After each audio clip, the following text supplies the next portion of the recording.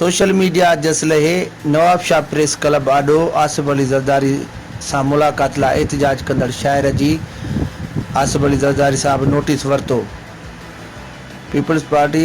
City Nawab Shah जो सदर खान बहादुर भट्टी सिंध में पीपल्स पार्टी शहीद जुल्फ़कार भुट्टो शहीद राणी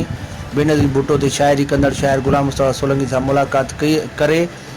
आसिफ अली ज़रदारी जो पैगाम दिनों मुलाकात करण जो यकीन ॾियारियो, जंहिंखां पोइ शायर पंहिंजो एहतजाज ख़त्म कयो।